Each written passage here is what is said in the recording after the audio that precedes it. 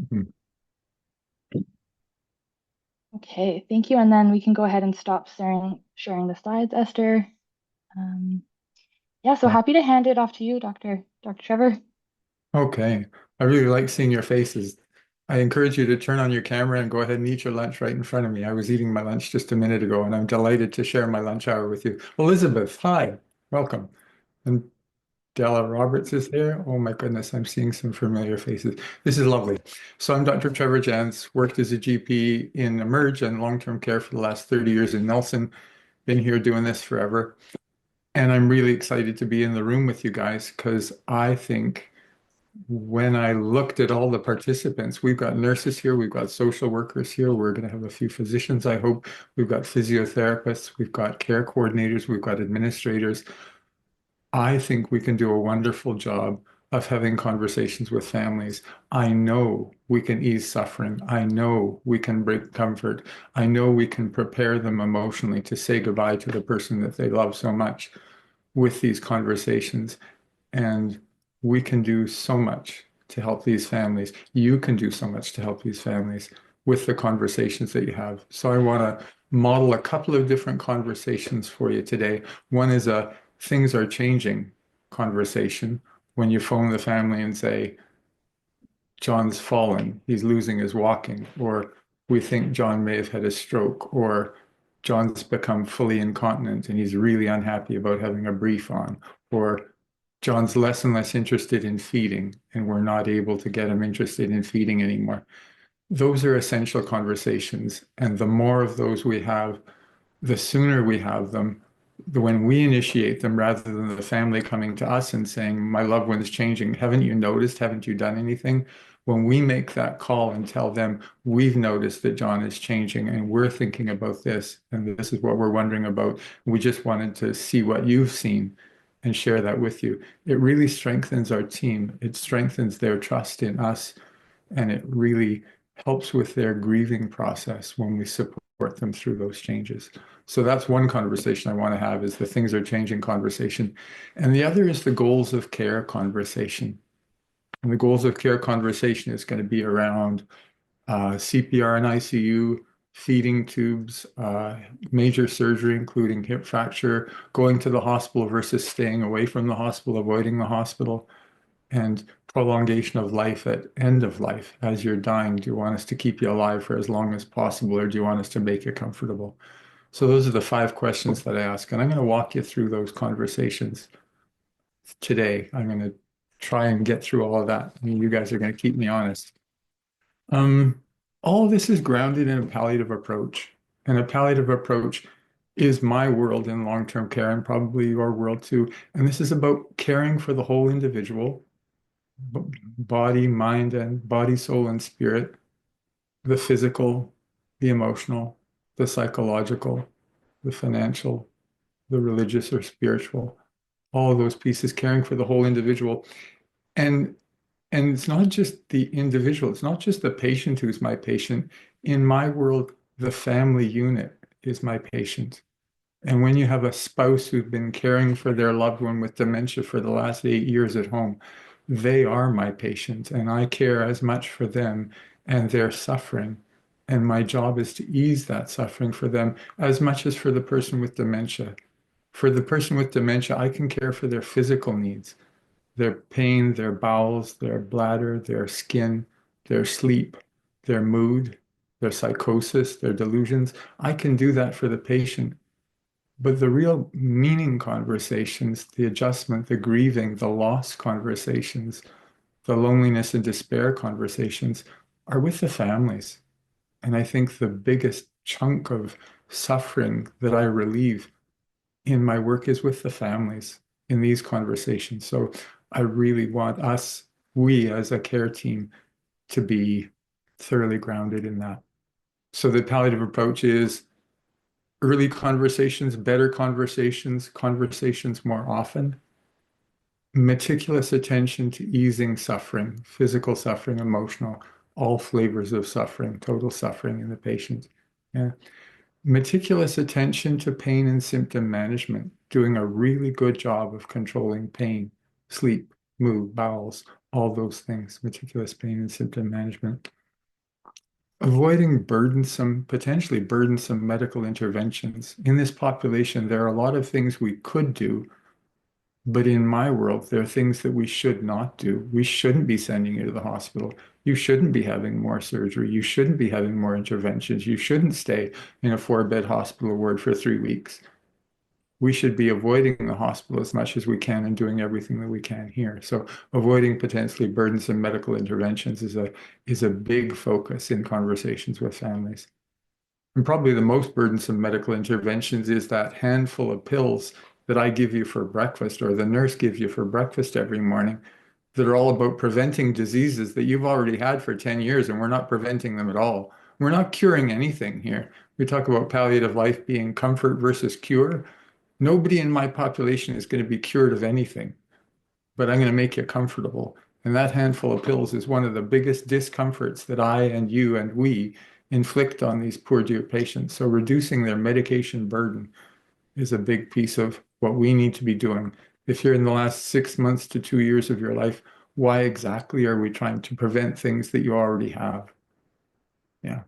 So reducing medication burden, avoiding potentially burdensome medical interventions, easing suffering, and focusing on comfort.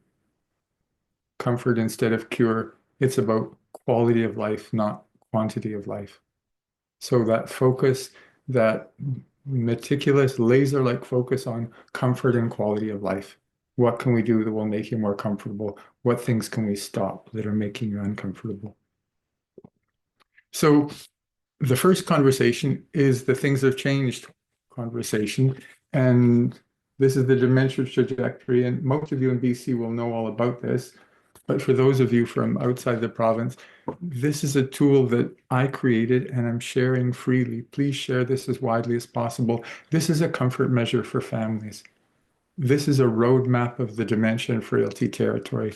There are some people who hate the word dementia, patients who do not want to hear the word dementia with respect to them, and they were so affronted by that that I wrote another one called the Frailty Roadmap for Families, which is exactly the same thing, but it uses frailty instead of dementia. Instead of forgetting how to walk and talk and eat and swallow, it talks about needing more help with or being too tired to walk or talk or change or dress or swallow. So the Frailty Roadmap is a non-offensive way of introducing frail seniors to this idea of frailty, limitation, and adjustment.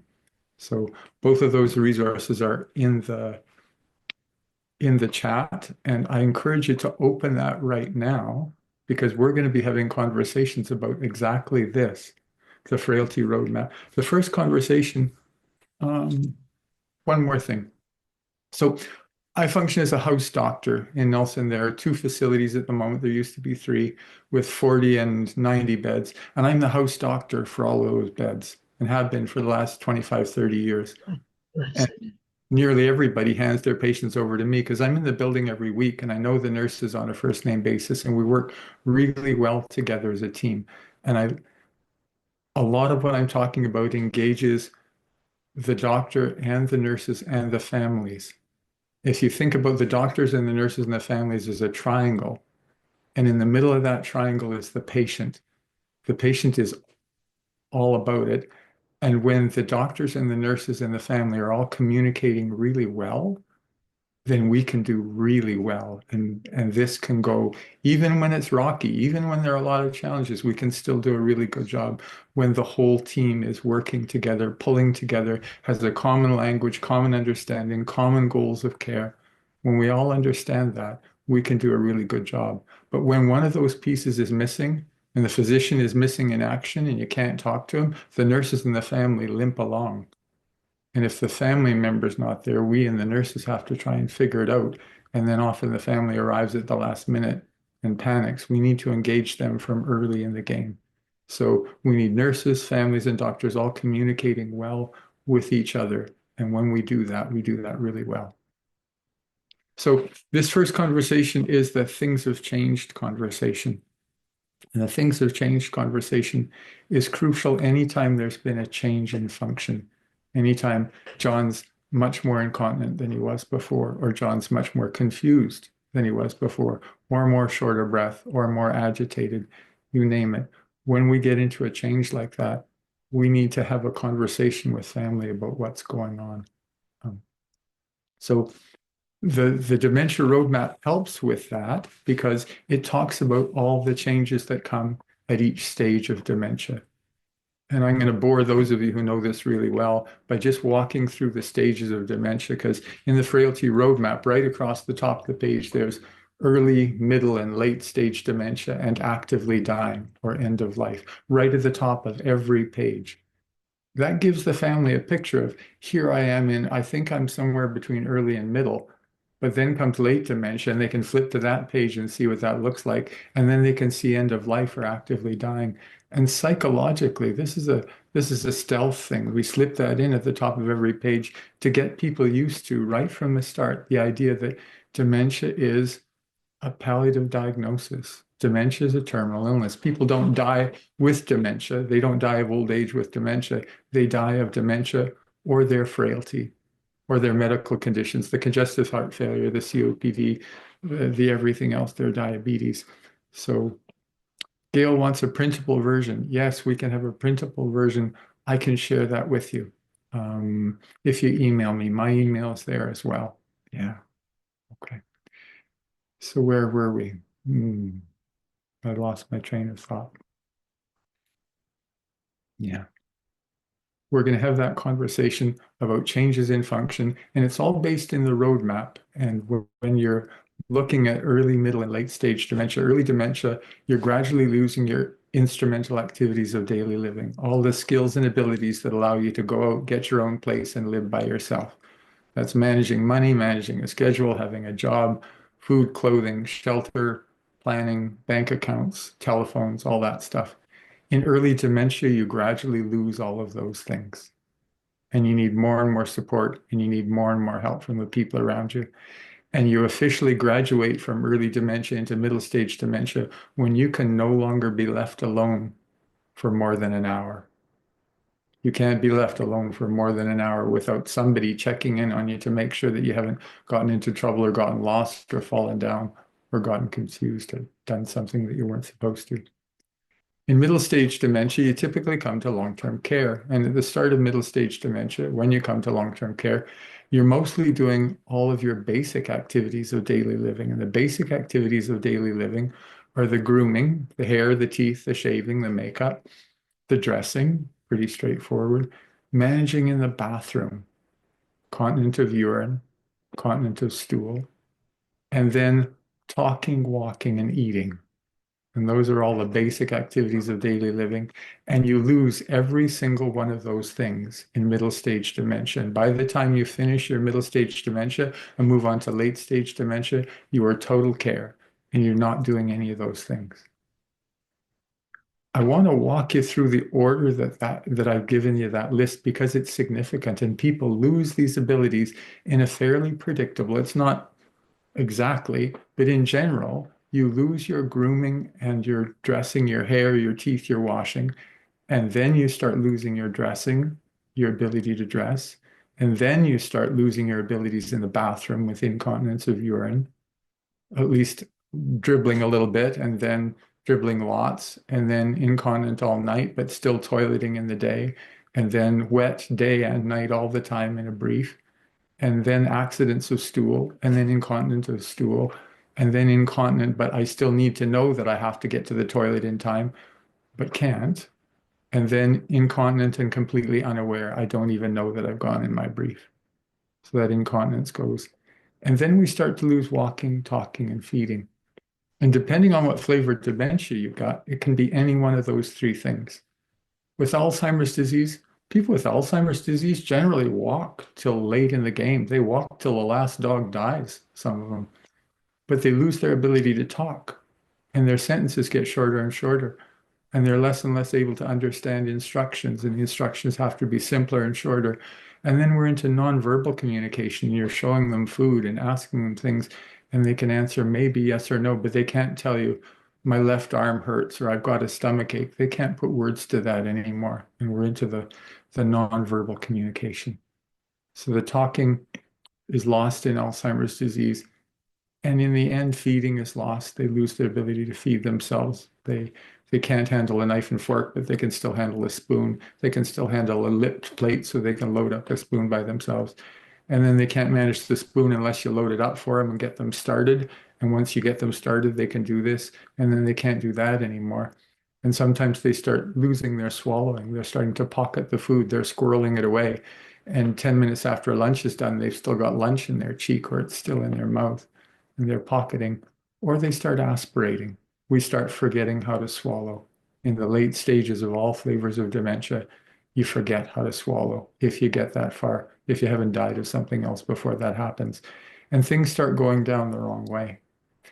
In vascular dementia, the swallowing, I'm going to switch from Alzheimer's to vascular dementia here. Vascular dementia can take walking or talking or feeding in any order at any time unpredictably. And with vascular dementia, people often lose the ability to swallow, the ability to coordinate. Your epiglottis, your vocal cords are covered by the epiglottis, and in the back of your throat is a fairly sophisticated arrangement where food and air go back and forth right across your throat at the same time. Oftentimes, you're telling a story and drinking some wine and eating some crackers and having a laugh. You're doing all of those things at the same time. That requires a lot of neural coordination, and people with strokes often lose that ability and they start aspirating. Things go down the wrong way for many of them. What happens is that the vocal cords are covered by the epiglottis, a flat valve that's supposed to fold over and pull the voice box and the windpipe forwards so that food can go by down the esophagus. And then you go back to breathing, your vocal cords come back out, the epiglottis opens, and you're breathing again and telling your story. And then you have another sip of wine, and the epiglottis folds over and protects the vocal cords and pulls them out of the way as the wine goes past, and then you finish telling your joke. That can mess up for people with vascular dementia early in the game. And you'll notice that they start coughing after they've drunk fluids, or they're coughing during and after meals. It can often be microaspiration, just bits of their own saliva or bits of food get on them. If food actually hits the vocal cords, we immediately cough. We cough. We cough and choke, and we often clear it.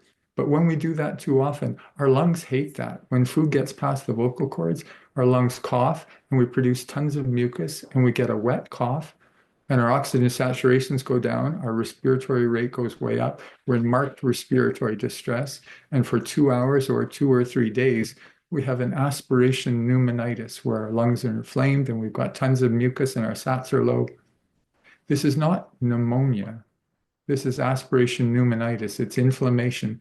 I don't need to use antibiotics for this, but I do need to recognize that with your impaired swallowing, you're at risk for significant respiratory distress.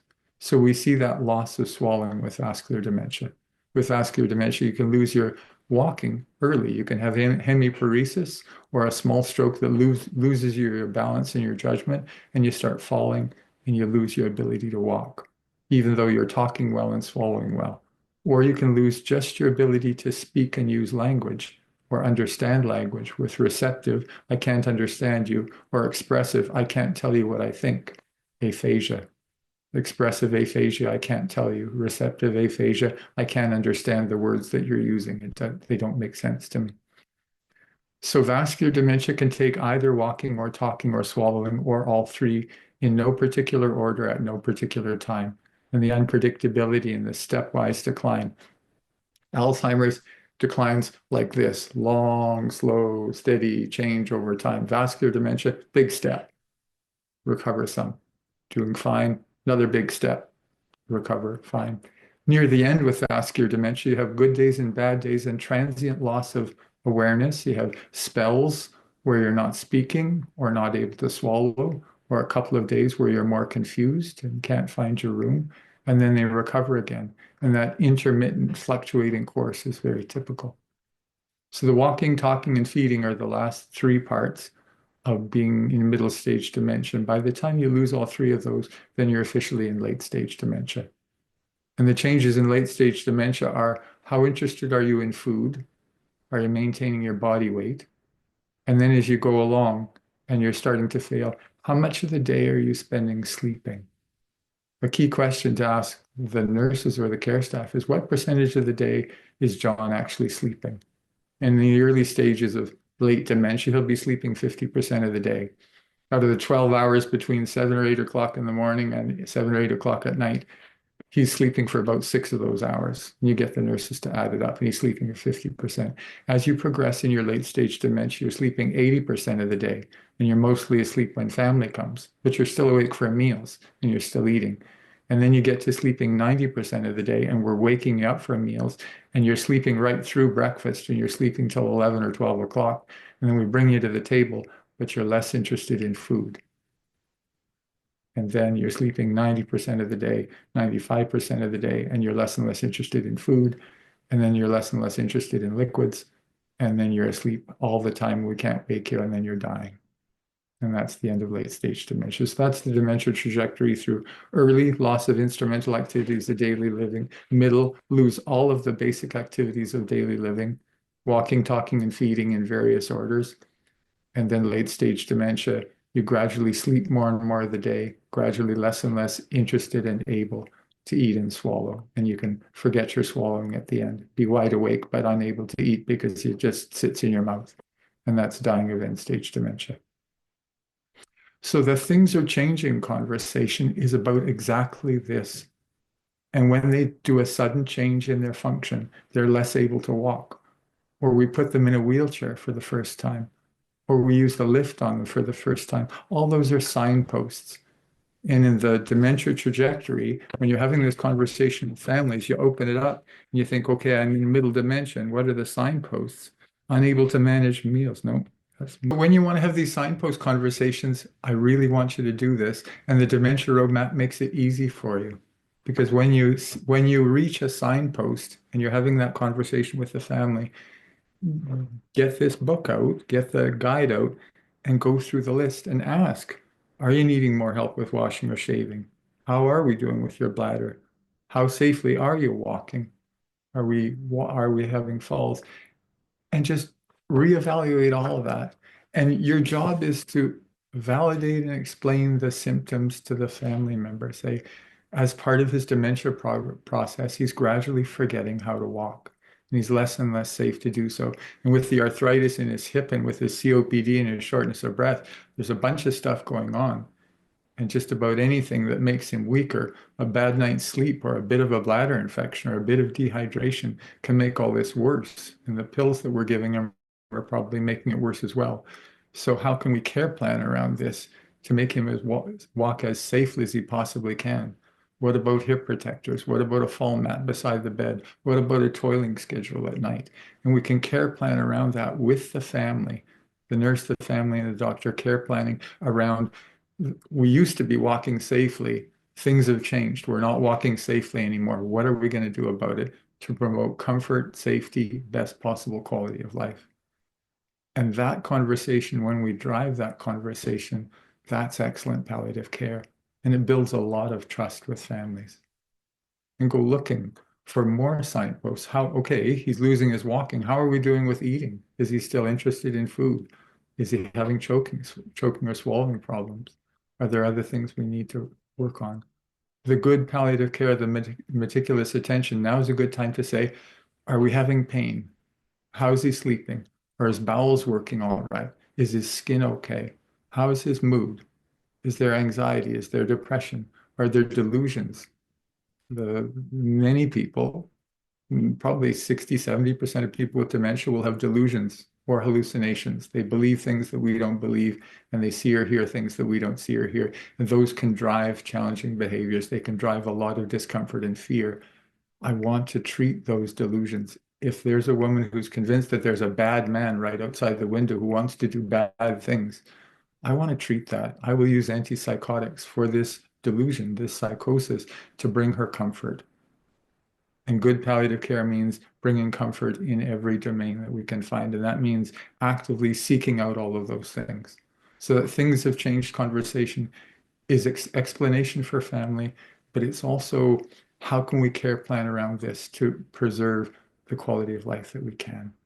Yeah, that's a good one.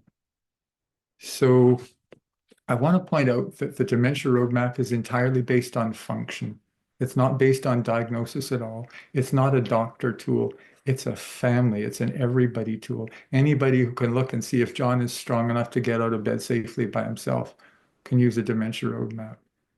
We can all see whether John is functioning like this, whether he's able to or not able. When we have these things of changed conversations, it's really important that we look towards the future and say, this is where we are now. And I'm worried that John's falling. I'm worried that he's going to forget how to walk completely. The day is coming when he's going to be in a wheelchair. There are already times when he's so weak that the staff don't think they can lift him out of bed and they want to use the lift on him. That's coming. And John might be really unhappy with that. And we need to care plan about how we can do this as gracefully as possible for him. So as nurses, as social workers, many of you are cautious about prognosticating, about saying what's going to come in the future. There are three ways to prognosticate, and Elizabeth, it's wonderful. Elizabeth taught me this one. Nurses can prognosticate. Doctors can say, we think you've got 6 months left to live, which is generally stupid. Every time I tell somebody how much time they've got left to live, I'm always wrong. But anyway, nurses shouldn't do that. Social workers shouldn't say you've got X number of days left to live, but we can absolutely prognosticate about function and about uncertainty. You can say, I think that you're not going to be strong enough to get up the stairs within this next few months. I'm worried that you won't be able to live at home because you're not able to do this. I'm worried that your husband is more and more incontinent, and the day is going to come when he's completely incontinent. And we're already having to clean up his bum, and he's mighty unhappy about that. And we need to figure out how we're going to do this as gracefully as we can. So you can prognosticate about function and estimated loss of function. I don't think he'll be able to go up the stairs for much longer. And we can also prognosticate about uncertainty. We know that for people with late stage COPD or congestive failure, about 50% of them die every year, which means that out of 100 people at the end of the year, 50 of them have gone, but 50 of them are still there. And at the end of 2 years, 25 are still there. In 3 years, 12 are still there. And after 4 years, 4 of them are still alive. So we can't say whether you're going to die tomorrow or whether you're going to live for 4 more years with your COPD or congestive failure. And you can prognosticate about that. You can say, John, with his COPD and his diabetes and his mild congestive heart failure, could live for another couple of years, but he could die tonight in his bed, in his sleep. And we need to have these advanced care planning conversations now so that we understand what John would or would not want.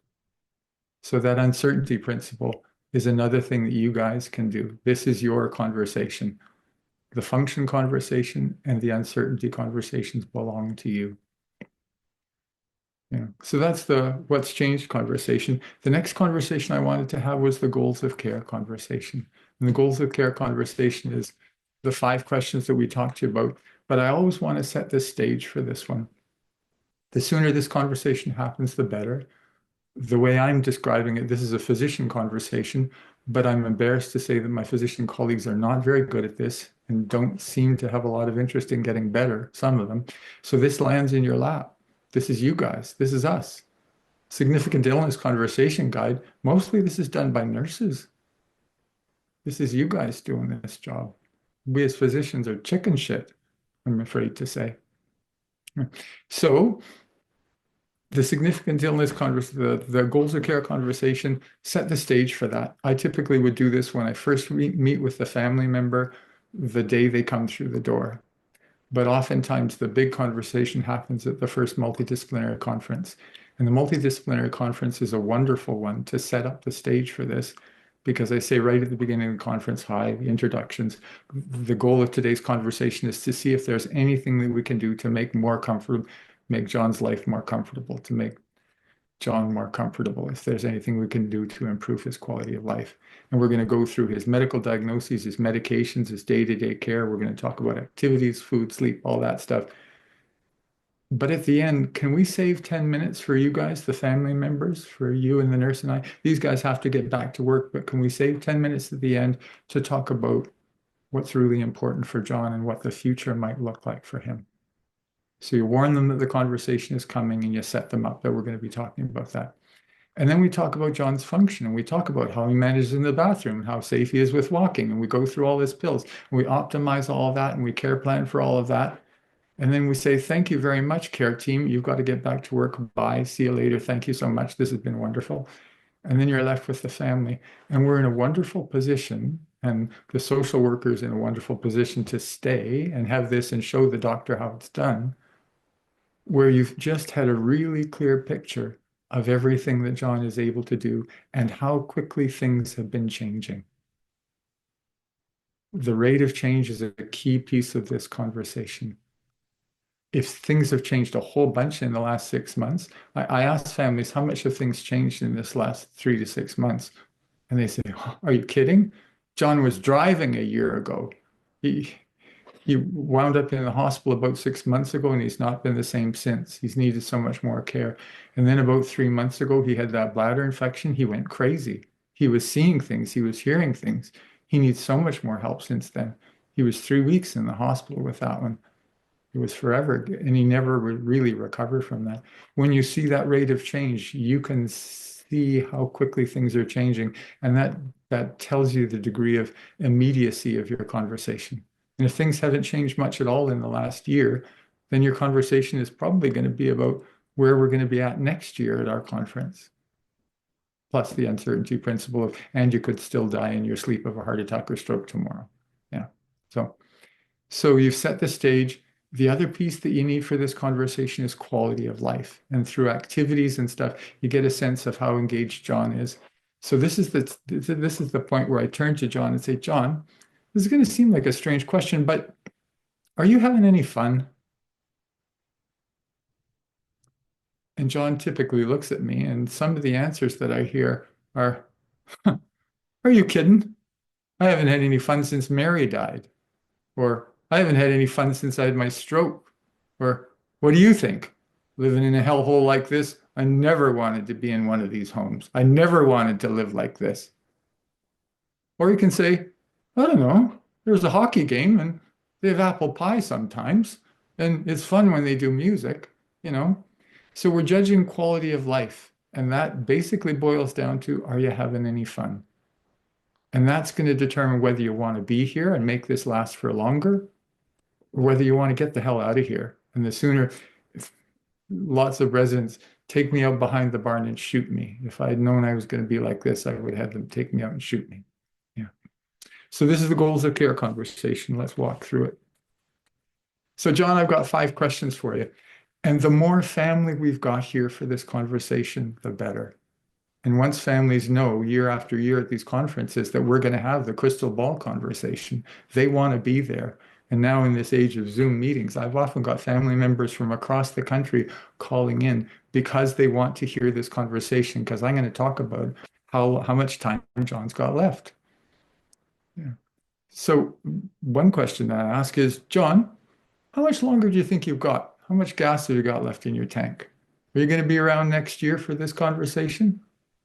Oh, yeah. Oh, my father lived to 94. I'm only 91.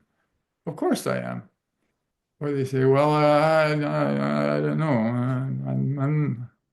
I hope it's not much longer. Yeah. So that sort of sets the frame for things. And are you having any fun?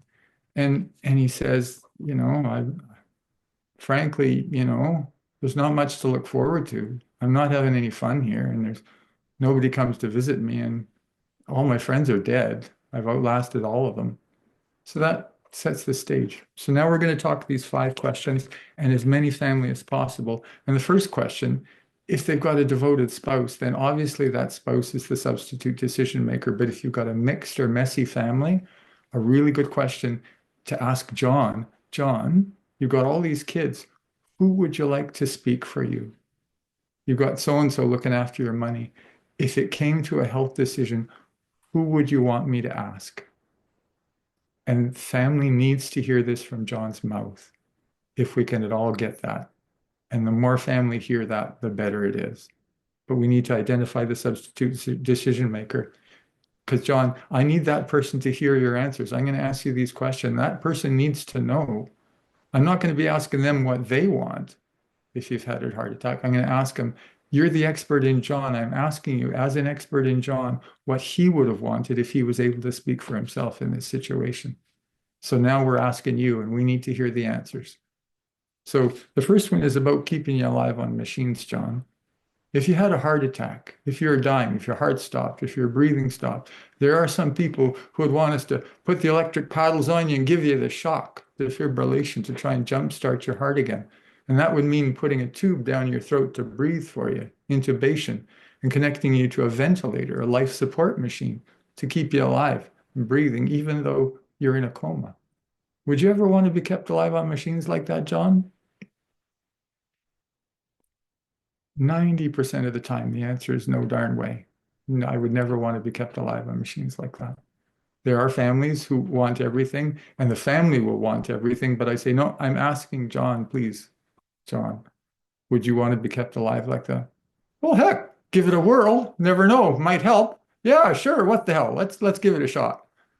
And I have to explain about hypoxic brain injury. And John, at 91 years of age or 86 years of age with your congestive heart failure and your COPD, if your brain's been without oxygen for more than a minute and a half, you're cooked. You're done. You're never coming back. You're a vegetable. That's not anything that your brain could recover from. So frankly, we don't even offer, we don't do this. I've been doing this for 30 years and we've never done CPR or defibrillation in a long-term care facility. Never. If you're in the hospital and the doctor's standing right beside you with a crash cart and your heart stops, there's a chance that we could get you within a minute and a half, but not likely. And you're pretty old and frail. This is far more likely to do you harm than good. And I don't have that conversation very often. But it's important to say to families, I'm not asking you what you want. I'm asking you as an expert in your father what he would want. So we have to have asked John what he wanted, and they have to have heard that. And that's going to make everything way better when we get to the end. So that's question one. And usually they say, I'd never want that. And say, oh, that was an easy one. That was quick. Here's a harder one, John. John, what if you had a really bad stroke and you were completely paralyzed for half of your body? So you couldn't walk at all. You'd never walk again. And you lost your ability to speak. So you couldn't tell us what you wanted. And you lost your ability to swallow. So you couldn't eat or drink. There are some people who would want us to put a feeding tube in their nose, down into their stomach, to give them milkshake to keep them alive, even though they couldn't walk and they couldn't talk and they couldn't swallow. Would you ever want a feeding tube, John? 95% of the time, John says, no darn way, I would never want that. And you right there have saved the family 30 years of grief and guilt at having said the wrong thing. Because when we don't have this conversation and John does have his stroke, as he inevitably does, or loses his swallowing to dementia, we're stuck with looking at Mary, his wife, and saying, well, do we put in a feeding tube or don't we? And if Mary says yes, then she's just sentenced him to how many years of terrible quality of life being kept alive on a feeding tube in a coma. And if she says no, she let her husband die of starvation and dehydration. There is no good answer here, and she's going to hate herself no matter what. So we can save her a lifetime of guilt by asking John and having John give that answer. So every single patient who comes into long-term care should have this question asked and documented, and it has to be in front of us, in front of a family member. It's happened to me over and over again that we have this conversation and 2 months later, there's the stroke. And here we are talking to family member and saying, well, here we are. Mary, I'm really sorry to say John had a stroke this morning and he's lost his swallow. It may come back, but it may not. Yeah. So that's question number two. The third question is a little more nuanced. It's about falls and hip fractures. So, John, we're really concerned about your walking. You've had a couple of falls already. I'm worried that if you fell and broke your hip, that would be very serious, and it might even be the end of your life. You know, you're 87 years old with your congestive failure, with your diabetes. If you fell and broke your hip, I'd say you've got about a 70% chance of dying within the next week after that. And that number varies. If you're young and healthy and walking and sturdy, the chances of perioperative mortality are 6%, something like that. But I don't have any of those in my building. And the lowest that I ever quote is 50%, because, yeah, you've got about a 50% chance of dying in my population. And the highest number I quote is 80 or 90%. It's never 100%. It's always somewhere in the middle. And John, If you fell and broke your hip and we knew that you were probably in the last week of your life, would you want us to do surgery? It would mean shipping you off to Trail. I'm in a small town. It would mean taking you to the hospital, getting an x-ray, and then shipping you to Trail for surgery. Is that something that you think you would want? And John thinks about it. And then the family pipe up and say, well, the last time he had surgery for his prostate, that was a year and a half ago. And he went Lulu and he was punching the nurses and they had to tie him down in the bed and pump him with drugs. He was seeing things. He was crazy. So, oh, that's a post-operative delirium. Maybe surgery is not such a good idea for you, John.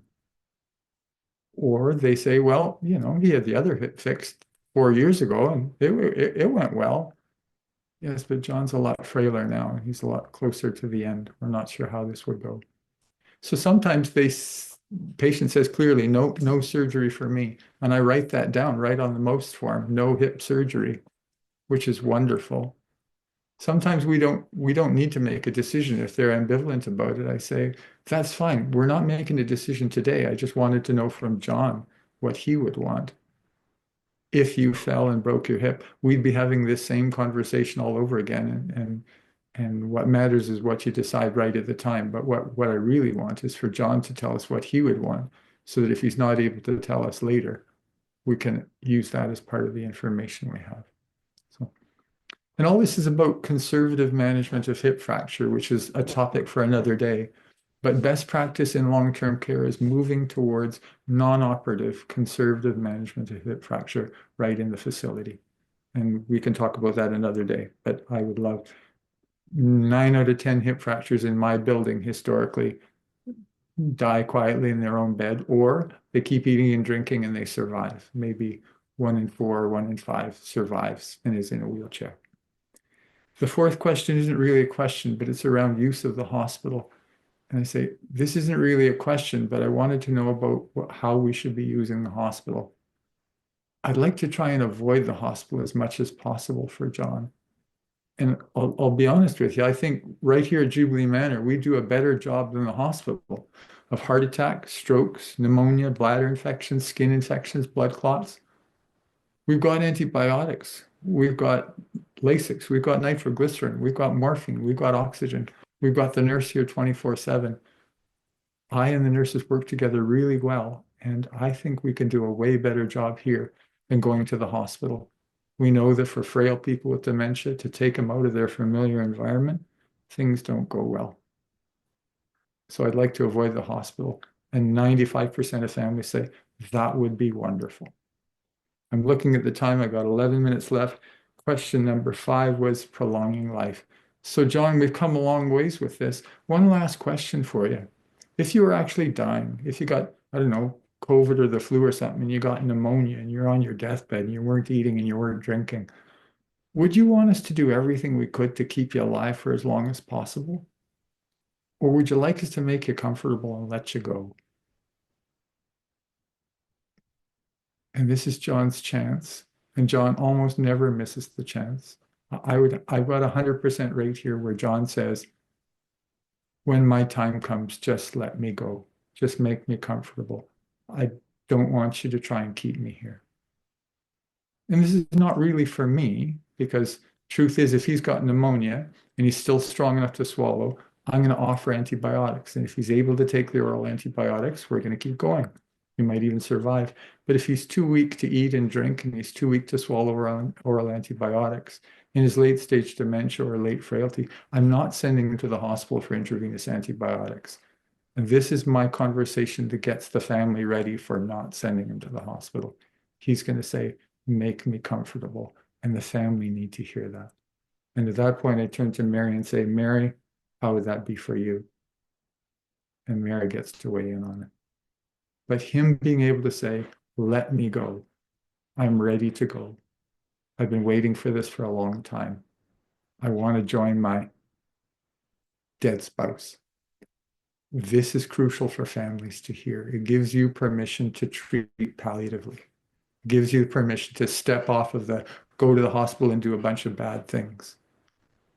When it comes out of John's mouth, I write those words right on the most former in my notes. Let me go. Don't keep me here. I'm ready when my time comes. Quotation marks around it, so I know that those are John's words, so that I can quote them back to the family member when the time comes and they're melting down and they really want to go to the hospital. Okay, so that's my 5 questions.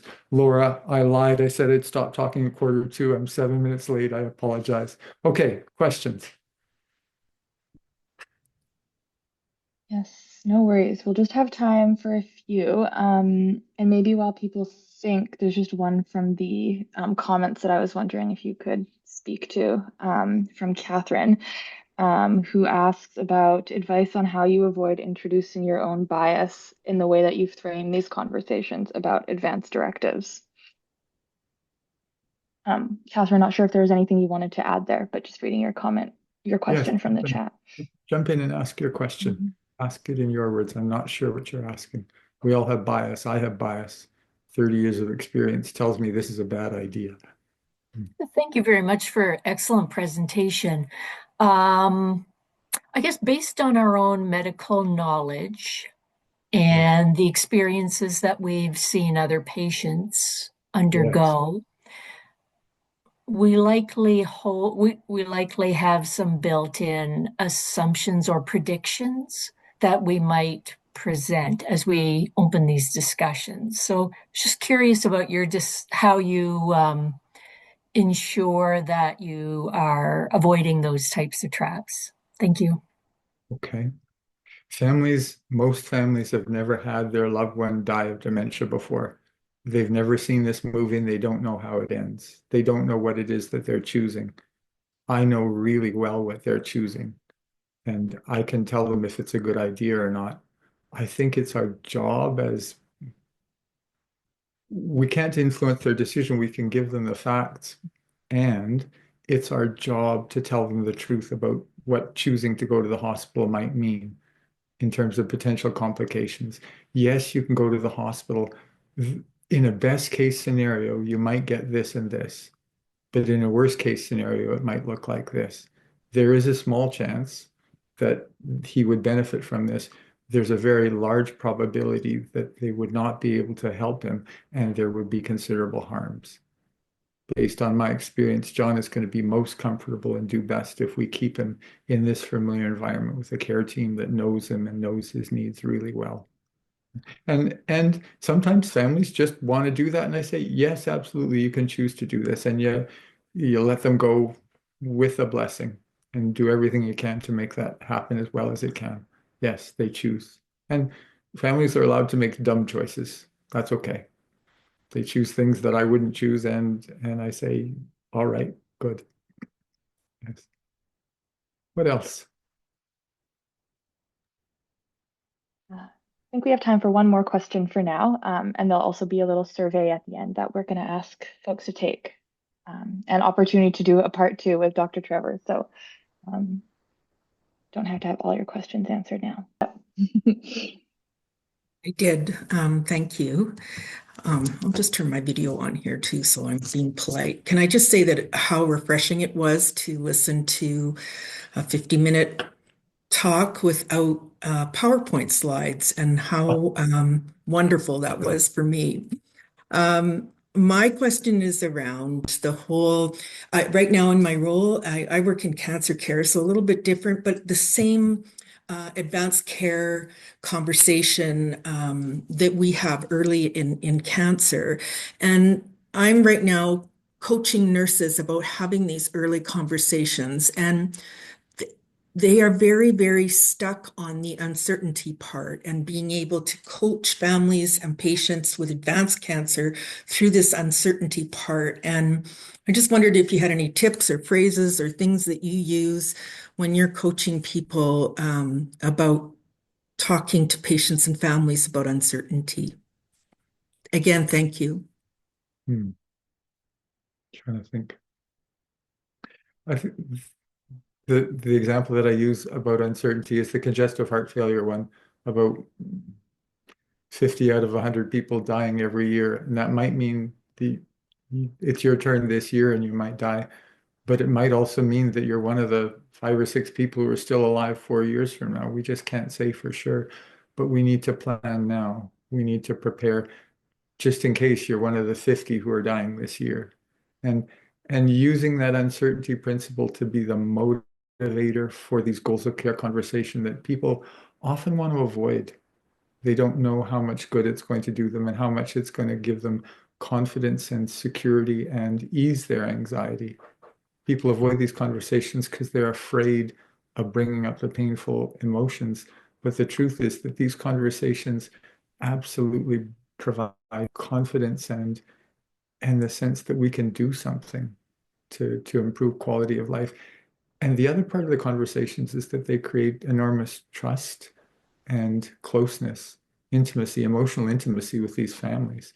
We've talked about things that are the nearest and dearest to them, and that gives us so much trust in our trust bank account.